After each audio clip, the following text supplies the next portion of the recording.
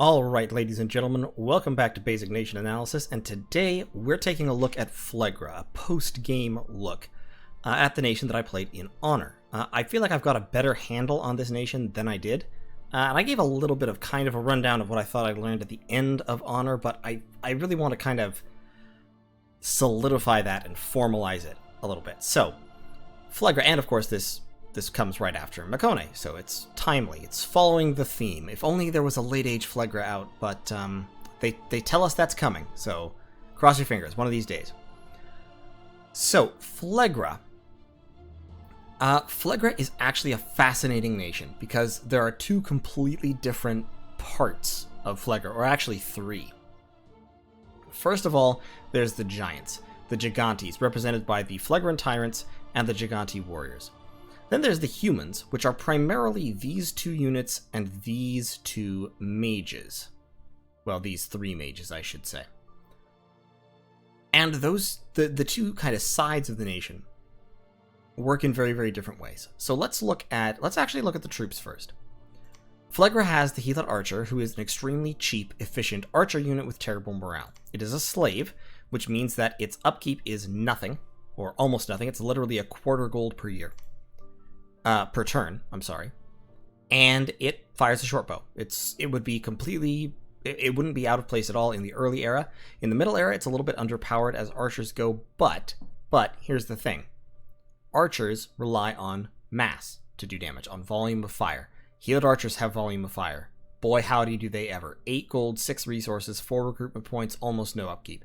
You can mass these guys like there is no tomorrow. The only more massable archer in the game is the Pygmy Archer that Machaka gets. And when buffed, healed archers can be extremely potent, even in the middle era where armor is starting to get heavier. And then you have the Healed Warrior, and the Healed Warrior is an almost completely unexceptional infantry unit. Fairly low protection overall, okay defense skill, but nothing to write home about, a little bit lower than independent infantry. Average, a little bit faster than average. Low morale because he is once again a slave, but once again almost no upkeep. And here's the most important quality about the Healed Warrior. He has an axe which does high damage, and he has a javelin which he throws. He actually has 2 javelins, so he gets to throw twice. And those two qualities, well, those are the two most important stat qualities about the Healed Warrior. The third most important quality, of course, is the way you get Healed Warriors. So these two units you will be seeing tons and tons and tons of. These is the mainstay of your armies, although they are a somewhat flimsy stay.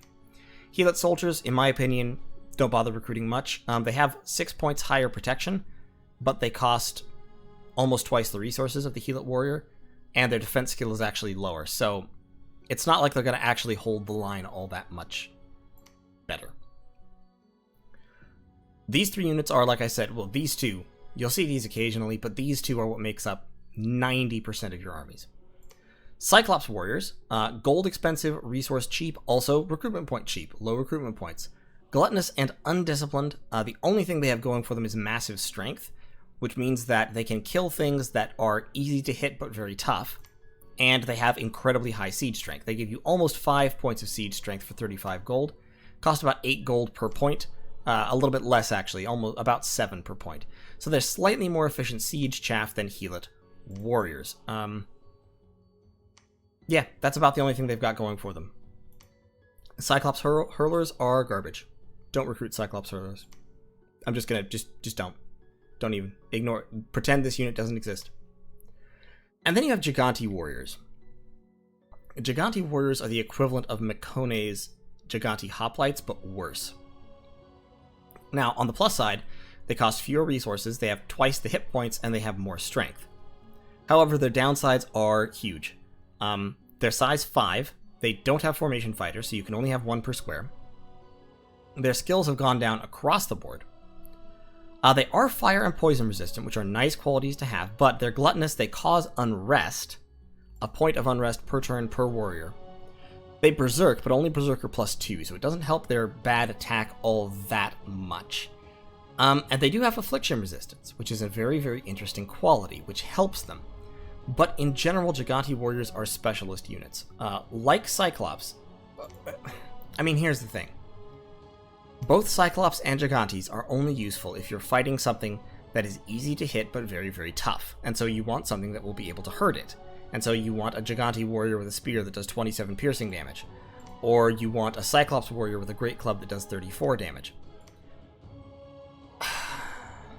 Gigante warriors, however, are specialists. They have to be specialists because the unrest is crippling if you recruit too many of them. And the fact that they are berserking but not very hard to hurt, with low defense skill and fairly low protection, means that if you take them into battle, they're likely to die. Unless you absolutely overpower the enemy. So, I only really use Gigante warriors as... I would only use them as specialist troops against things that you absolutely need giants to fight, or possibly as bodyguards for tyrants. Troop-wise, this is where it's at. These two units here are what you recruit. You recruit this unit sometimes for siege chaff, you recruit this unit occasionally for specialist duties. You never recruit this unit, you almost never recruit this unit, unless you have just tons and tons of resources sitting around going to waste. But I can't think of why you would, because you can always recruit more Heal-It warriors to use up your resources. Commander-wise, Phlegra has no scout whatsoever. They do have the Cyclops chieftain, who is bad leadership, gluttonous, taskmaster +1. Not terribly impressive. You've got the Trophimos Commander, and the Trophimos Commander is interesting because unlike almost all national commanders, he's important. The Trophimos Commander is fairly expensive, but he has 80 leadership, so he can lead 3 squads, and he has Taskmaster +2. This is important because your main units are slaves, and so putting them on a Trophimos Commander with his +1 from leadership and +2 from Taskmaster gives Heal-It warriors average morale of 10. That makes them very effective infantry, because basically with morale of 10, this stat line is very comparable to independent light infantry, except they have the axe that hits harder, and they have the javelin. Some independent light infantry have javelins and some don't. The ones that have javelins are much more useful, and so Heal-It warriors, sticking the light in there for no reason. Heal-It warriors are basically a guaranteed light infantry, except they hit harder in melee, and they always have the javelin. Now we get into the actual mages. So the Trophimos commanders are important because they can lead your slaves efficiently, and as they gain experience, their leadership goes up. They can have more slaves, which is good because eventually you'll have massive, massive armies of slaves. The first of the actual mages is the Shackled Mage, and the Shackled Mage is not actually a mage. I'm just going to say that right out. Do not think of the Shackled Mage as a mage. The Shackled Mage is a battery, because it has this Communion Slave ability. And so it is always a Communion Slave, no matter what. The only time a Shackled Mage ever casts spells is if there are no Communion Masters on the field. If a Communion starts up, the Shackled Mage is instantly enslaved in that Communion, and so is providing power to the Masters. The Shackled Mage has 1 random elemental path, and is an inept researcher, but being an inept researcher still only gives it research 5 for 60 gold. And it's a slave, which means that its upkeep is minuscule. 2 gold per year for a Shackled Mage. 2 gold per year, 2 gold per turn, I'm sorry, I keep doing that. 2 gold per turn for 5 research points. That's incredibly efficient. Also, the fact that it's a Communion Slave always, of course, as you saw in Honor, means that the Communions start off round 1, which is super important. The Cyclops Shepherd Shaman is the equivalent of an independent Nature 1 mage, of the type that you can recruit from the Lion tribe, or the Jaguar tribe, or the Deer or Bear tribe, any of those tribes. However, it actually does have a valuable role to play in the nation, which I'll talk about in a bit. The Trophimos Priest, on the other hand, does not. The Trophimos Priest is a fairly efficient researcher, but not super efficient. A fairly efficient slave leader, but not super efficient. He has a priest level and has an elemental level, but having a priest level and being sacred doesn't really matter, because there are no sacred troops. There's no blessing to be done. There's nothing for the priest to do except build temples, and you don't need all that many temples. So the Trophimos Priest is largely ignorable. These 3 right here are the strength of your Mage Corps. The Shackled Mages are important, but they're not strong. They don't help you directly. They help indirectly by buffing Trophimos Oppressors. Trophimos Sages are 115 gold for 11 research points and 2 magic paths. They have a linked random, so they're always 2 fire, 2 air, 2 water, 2 earth. One of those 4. That makes them useful combat mages. Having 2 paths means they almost always have something they can do that will be useful. Having 11 research points makes them very, very valuable as researchers, because while they're not as efficient gold-wise as the Shackled Mages, because they're not slaves, so they have full upkeep, they're twice as fast. And if you put them in a Magic 3 Dominion, now they're giving you 14 research points for 92 gold a year, which is still pretty efficient, and more importantly, it's fast. So you can use Trophimos Sages to ramp up your research very, very quickly. And then you can pull them into combat, and the earth ones can cast earth buffs, the fire ones can summon fire elementals, they can all summon elementals. The air ones can cast arrow fend. There's lots of things they can do that are very, very valuable to you. And then these are the special ones. These are the cool kids on the block. They cost exactly the same as Trophimos Sages. They have exactly the same research power. They're old, which is a little bit of a bummer, and they're natural communion masters. So anytime there are communion slaves on the field, the Trophimos Oppressor is automatically drawing power from them right from the word go.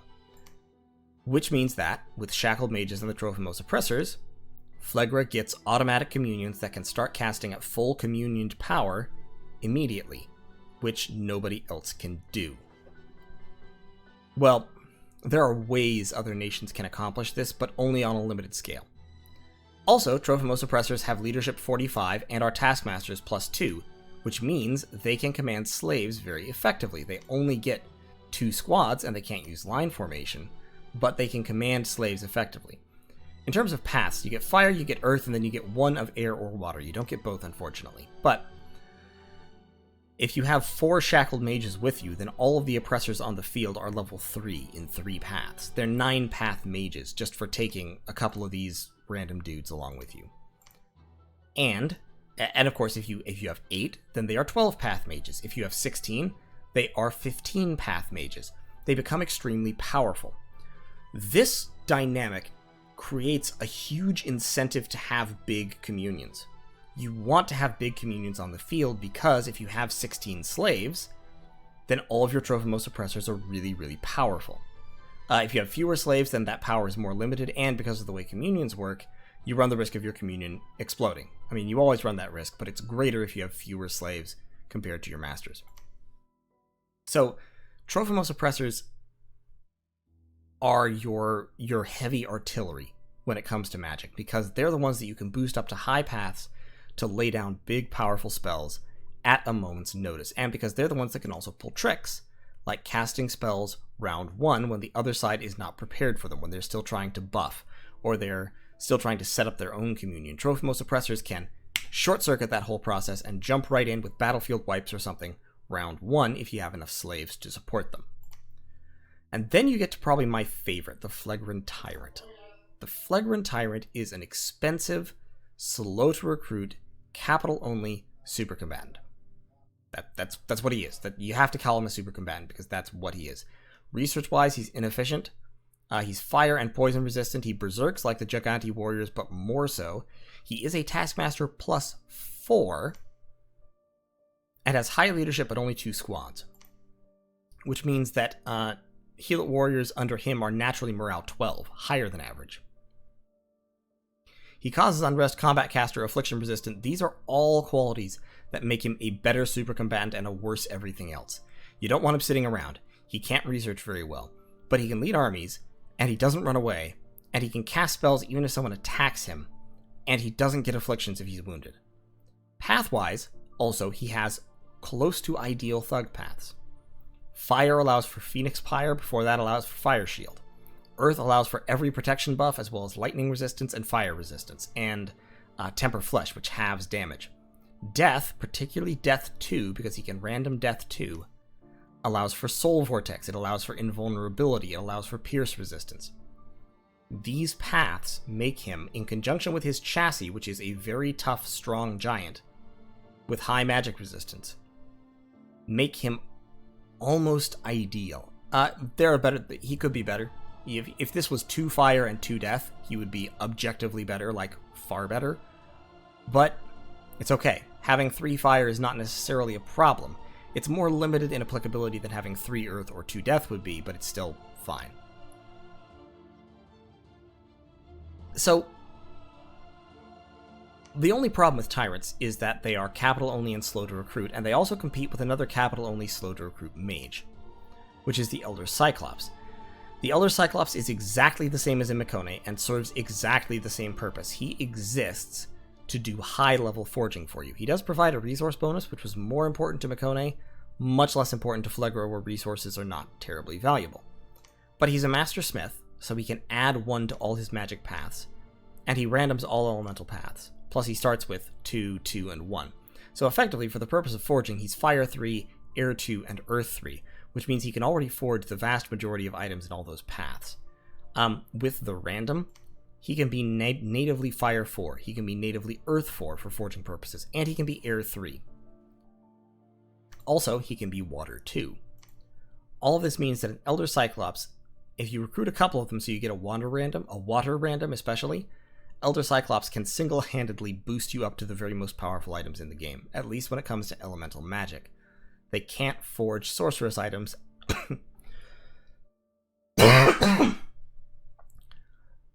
They can't forge sorceress items at all. That's kind of their weakness. Also, if you need combat magic, they are powerful combat casters. They can cast high-level fire and earth spells very easily. That said, you typically don't need that because you already have lots of high-level fire and earth magic in the form of your oppressors, and you have lots of mid-level fire, earth, air, and water magic in the form of your sages. So you shouldn't really need to bother your Elder Cyclops with combat magic all that often. So strategically, Flegra fights in a couple of different ways which sort of work together. You've got hordes of chaff that's fairly low quality. You've got lots of fire and earth magic. Automatically that means you're buffing. You can cast Legions of Steel trivially, you can cast Strength of Giants, you can cast Flaming Arrows. That's one thing that Flagrant Tyrants can do right off the bat with no trouble whatsoever. And since you have very massable archers, casting Flaming Arrows on them makes them twice as powerful, at least. More than that, actually, because the extra fire hit is armor piercing. Eventually, you can cast Weapons of Sharpness, and casting Weapons of Sharpness and Flaming Arrows on a bunch of archers is sort of hilarious, let me tell you. It turns every archer into basically 4 crossbows, which is amazing. Weapons of Sharpness on your Heal-It Warriors also makes them hit like trucks. Strength of Giants on Heal-It Warriors makes them hit like trucks. They're swinging for 22 damage, which is above the human standard by a fairly significant amount. In terms of gem income, you start off with Fire, Earth, and Death there, and then Fire and Earth from the Fortress of the Cyclops. So you've got 2 Fire, 2 Earth, and 1 Death natively. You do start with a small Death income, which is really, really useful because you will want to ramp into Death quickly. Now, there is one thing that I can't actually show you on this screen. It's the national item. Phlegra has 2 national items. They have the Godslayer Spear, which Mekone also had, which is fairly unexceptional, to be honest. It has an extra fatigue effect on enemy sacreds and pretender gods, but that's not worth much most of the time. Their other item is very much worth it. It is effectively it's a crystal matrix is what it is. It's called the Oppressors Headband. It's a crystal matrix, except it costs 15 earth gems and it lowers your magic resistance slightly. But that doesn't really matter, because what the Oppressor's Headband does is it allows you to loop people into your communions automatically from turn 1, who shouldn't normally be able to join your communions. The most useful, the most valuable use of this is to get nature magic, because you need nature magic. You want personal regeneration. You want large-scale nature buffs for your troops. You want Howl. You want all kinds of nature spells that otherwise you have a really hard time getting.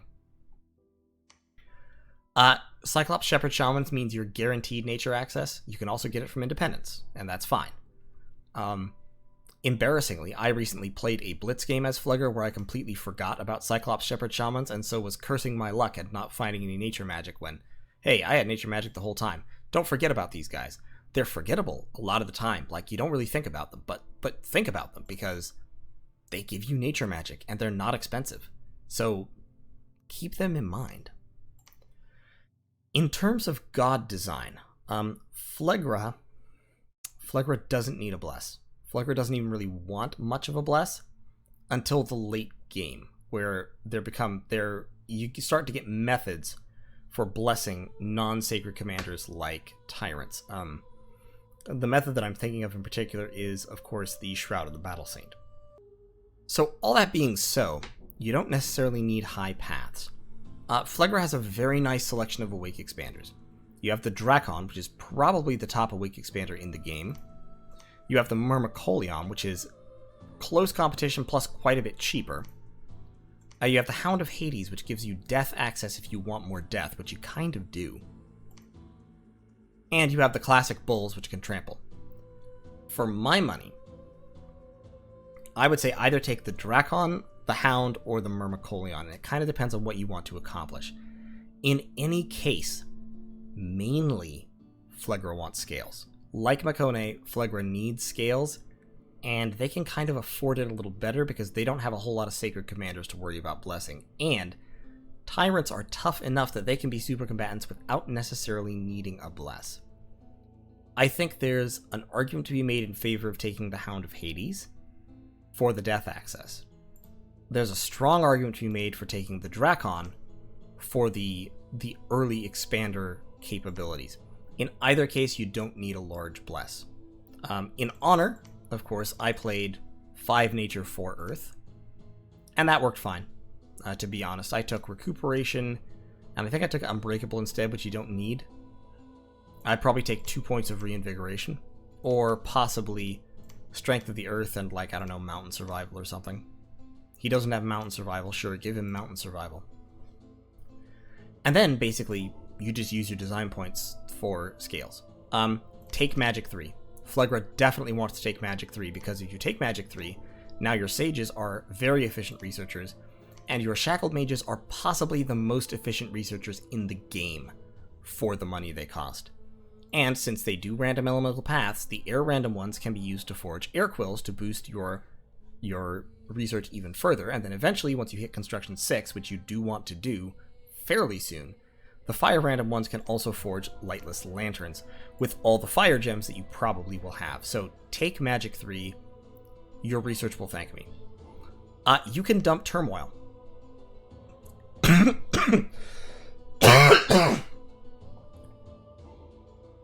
And this sounds odd to say because your Dominion increases unrest, but the fact of the matter is your Dominion does not increase unrest much.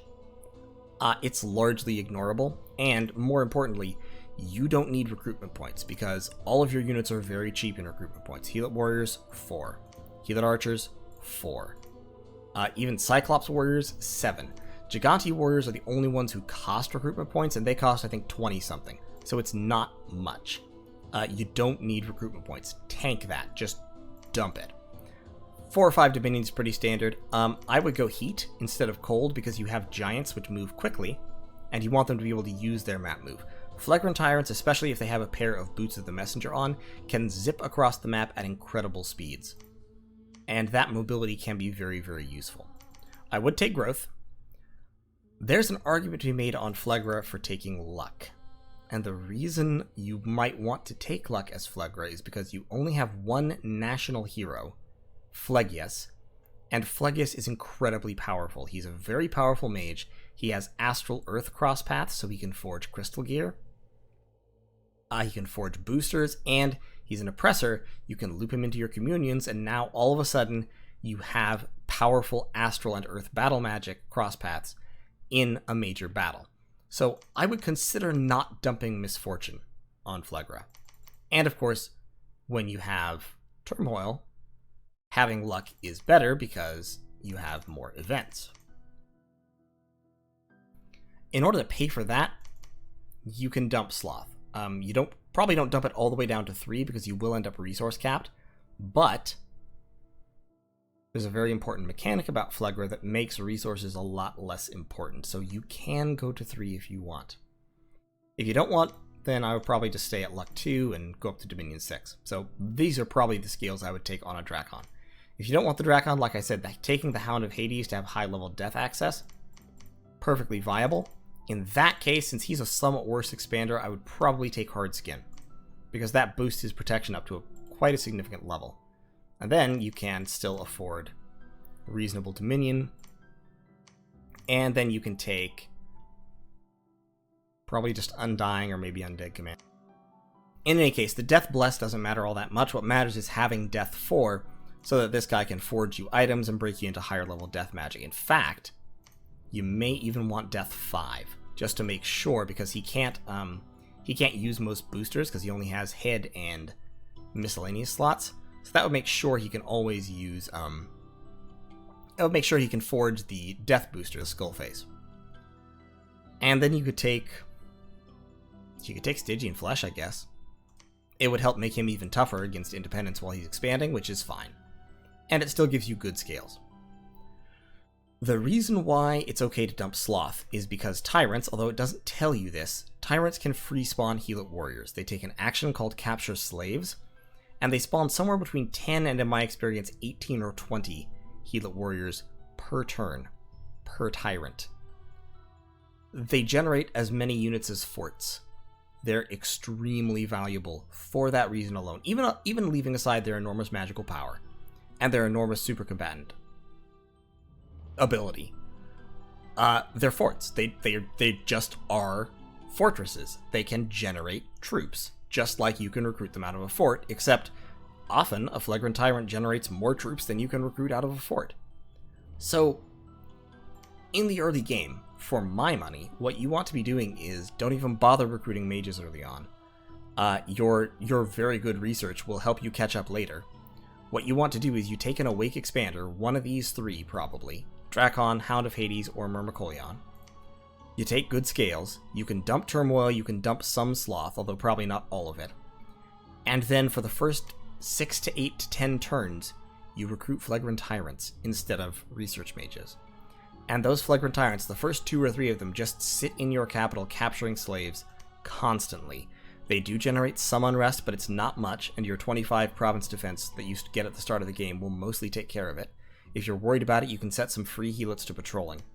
But they just crap out troops, and if you have 3 of these guys generating troops every turn, you have a small army every single turn, and you just launch them out every single turn after turn 6. And you have them combining out there, so you're hitting provinces with 80 or 100 or 70, whatever, some large number of Heal-It Warriors to overwhelm whatever is there. Enough Heal-It Warriors kill almost any independence. Almost any. You only have to worry about very rare population types, to be honest. Like, if you run into the Living Statue population type, your Heal-It Warriors probably aren't going to take it on. If you run into Heavy Cavalry, you need to outnumber them probably 2 or 3 to 1 at least, but you can still kill them. Barbarians, you can kill them, because, once again, you've got Javelins.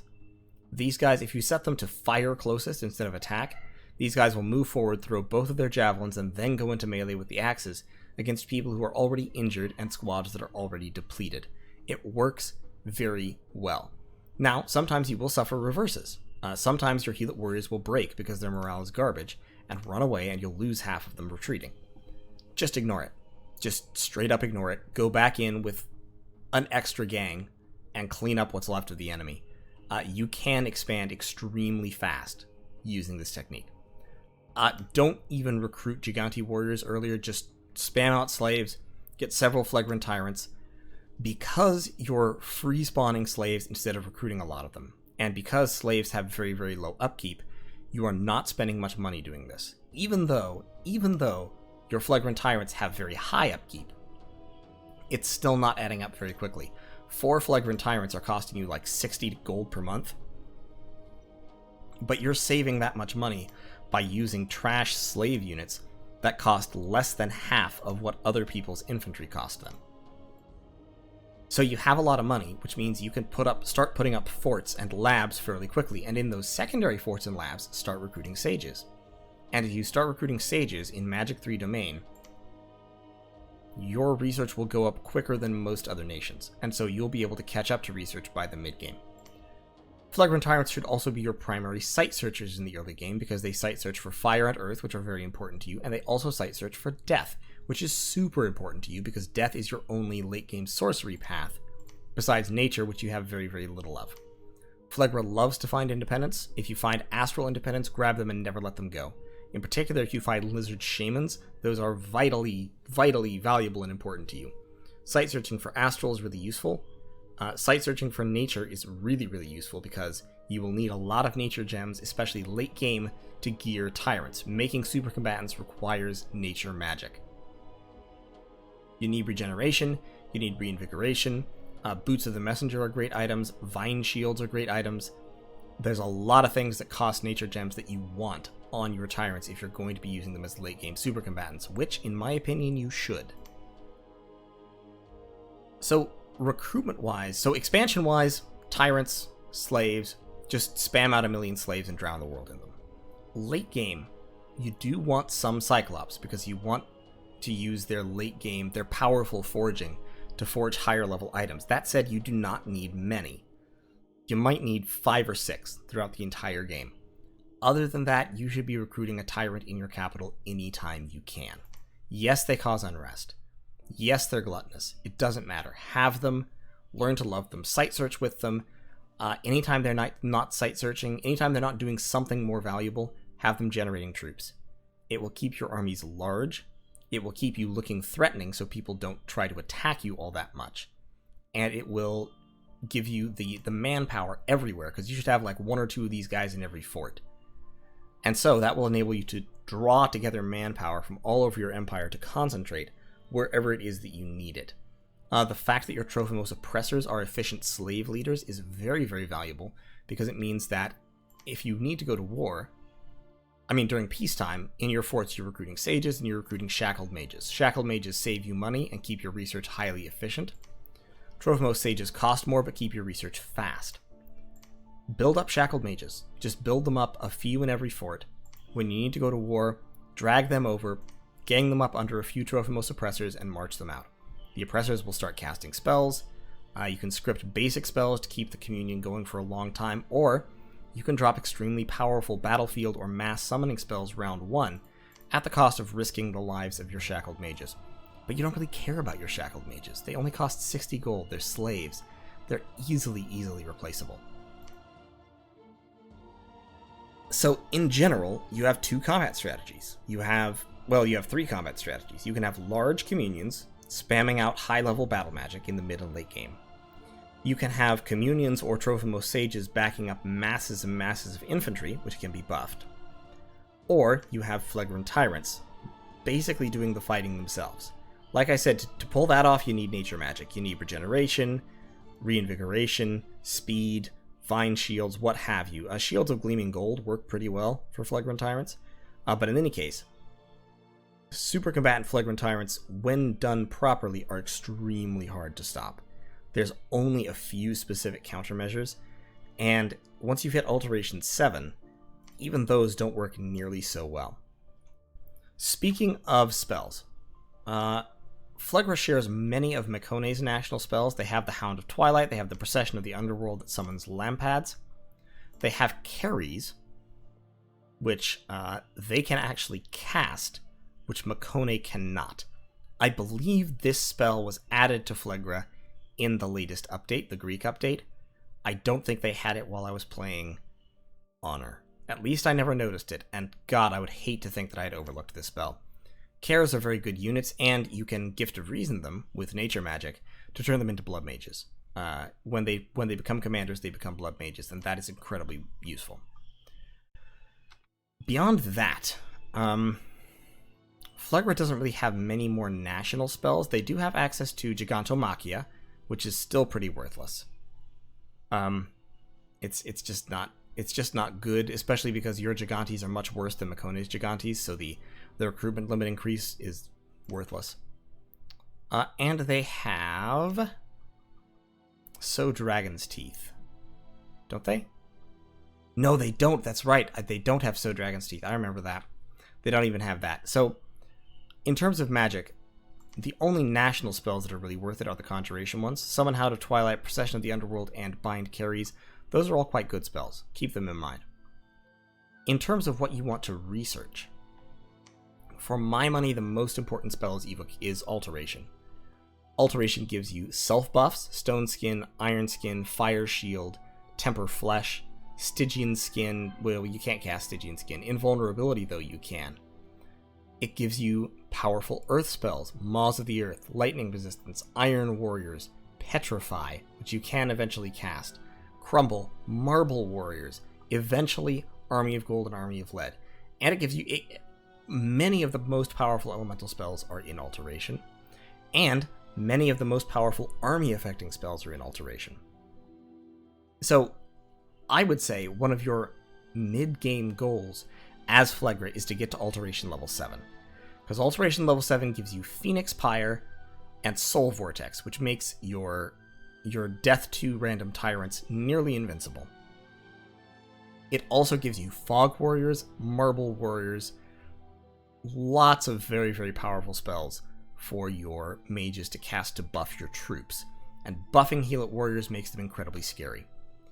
You also want Evocation because your communions are very, very good at laying down huge numbers of evocations. At Evocation 4, you can Thunderstrike as well as most air nations.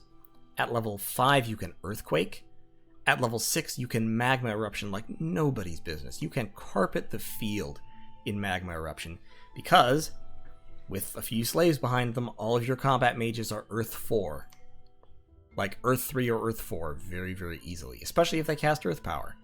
And so your Magma Eruptions become very large, and they do a lot of damage.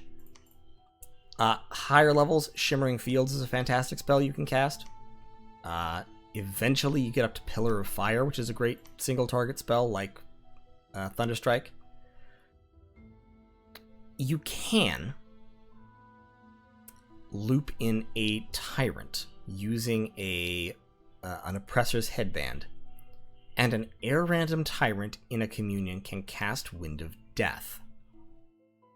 Now, most of the time if you cast this, you're dooming yourself. But it can be a decent suicide spell. Or alternatively, you can loop them in to cast other spells like Plague, or, just straight up death spells. Wailing Winds, they can cast Wailing Winds, which is a great one.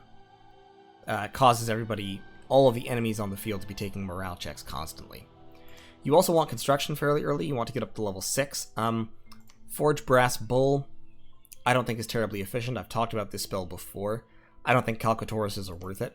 But level 6 is great for forging. Level 7 is great for you because you can very easily cast Weapons of Sharpness. And Weapons of Sharpness is a fantastic buff that makes your Heal It Warriors terrifying. Now, Construction level 7 also has these high-level Earth rituals, and Enchantment has high-level Earth rituals as well. You want Enchantment level 4 for Flaming Arrows. After that, Enchantment becomes less important until the late game when you have significant death magic built up, at which point you want the higher-level death spells like Lichcraft. But Enchantment also has these high-level Earth rituals, Earthblood, Deep Well, that kind of thing, Riches from Beneath. These are actually a little bit difficult for you to cast, unless you built a god for them, because you only have Earth 3 natively, and it's hard to boost Earth very far. You can get Earth 3 on Flagrant Tyrants, you can get Earth 3 on Elder Cyclops. You can boost to level 4 very easily with Earth Boots. To boost to level 5, you either need to get a Bloodstone from somewhere, or you have to forge a Staff of Elemental Mastery, which you can do. A lot of nations can't do that natively, but you can. However, it's a long and tedious process, and it costs a lot of gems. You have to get a Water Random Elder Cyclops. You have to forge him 2 water boosters, which he can do for himself. Then you have to take those 2 water boosters. You have to add a fire booster to him. And at that point, he's water 4, fire 4 for forging purposes. And now he can forge a Staff of Elemental Mastery. But it requires 3 boosters, Construction 6, and at least 4 mage turns, plus the cost of the stave itself. So it is tough to get to. It's doable. It's very doable, and I think you should probably do it. But just acknowledge that it's not an easy task.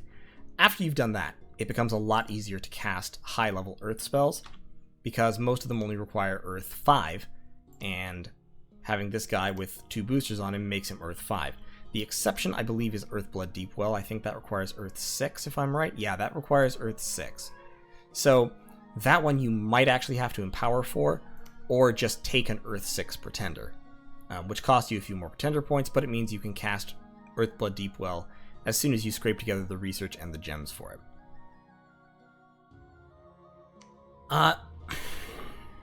You could theoretically take a not an Awake Expander. I wouldn't recommend it. Your starting army is pretty garbage, and until you build up the critical mass of healers needed to be rolling out a new army every turn, expansion can be slow in the first couple of turns. So I would take an Awake Expander to jumpstart that expansion, and I would be strongly tempted to make it a Drakon, because having a Drakon means that you can take nature at some level, possibly even 5. But you can take nature at some level, and that means that you can forge nature items, you can site search for high-level nature, you can boost nature to make other mages nature 2. Makes it a lot easier. I think probably the second best is the Hound of Hades with the high death level access, to make sure you can cast death spells. I love the Myrmecoleon generally speaking, but for Phlegra, magic-wise, it doesn't do as much as the other options. So I would stick with these two probably. The Myrm is just sort of the budget option.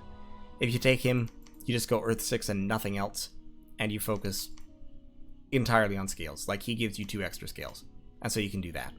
That's the value of the Myrmecoleon. Which, I mean, there's value there, but I think having the extra magic diversity is worth more. So, those are my thoughts on Phlegra after playing a game with them. Like I said, Phlegra has a ton of variety in what they can do, both magically speaking. Troop-wise, less so. Your troop strategies are pretty obvious, but fairly powerful. Flaming Arrow Healer Archers can carry you through early wars pretty easily. Heavily buffed Healer Warriors remain relevant even late game, if, and this is important, you use them properly. Which I didn't necessarily in Honor, which is why I kept getting my ass kicked, but I've learned from that experience. So, masses of infantry are good for general purpose armies. Large numbers of Trophimus Sages backing up those masses of infantry can be very effective. Large communions deployed strategically into key battles can allow you to cast key spells rapidly and to maximum effect before the enemy can effectively buff. So that can be incredibly useful for having oppressors around. In terms of your cap-only recruitment, you want like 90% tyrants. Remember, at max you get one of each of either of these every 2 turns. And so your tyrant count at any given time, unless they've been dying in combat a lot, should hopefully be like 1/3 the turn count or more. Like, if on turn 40 you had 15 Flagrant Tyrants, that would be perfectly okay. Even laudable. Eventually you do want some Elder Cyclops, but like I said, you don't need many. You basically just need a water random. And a water random can ratchet up to everything else you need, especially because, if necessary, you don't even need to forge a fire helmet. One of your tyrants can forge you a Skull of Fire, which is a much cheaper fire booster that you have access to by virtue of having that crosspath. Late game, tyrants can carry big battlefield spells. They can walk onto a battlefield and cast Firestorm, and just laugh because they're fire immune, especially if they also cast Temper Flesh to become more fire immune. Your communions can cast very powerful battle magic. I would definitely recommend looping in nature to cast Howl, to cast Relief, to cast Personal Regeneration to help keep your communions going for longer. And really, Flegra is a very powerful nation in face-to-face confrontation. They struggle a little bit with flexibility, because big communions and large masses of infantry are hard to maneuver, but you do have the speed of the tyrants, and some of your Trophimus Sages can Cloud Trapeze, so you have options. Honestly, Phlegra is one of my favorite nations in the game right now, and I definitely look forward to experimenting and playing with them more. So, thanks for watching. I hope this was useful or at least entertaining. I'll definitely keep playing with Phlegra, and I'm sure I will be learning more and more as I go along. So, if you like this video, consider supporting the channel by subscribing and or checking out the Patreon, but whether you do or not, I will see you in the next video. Take care.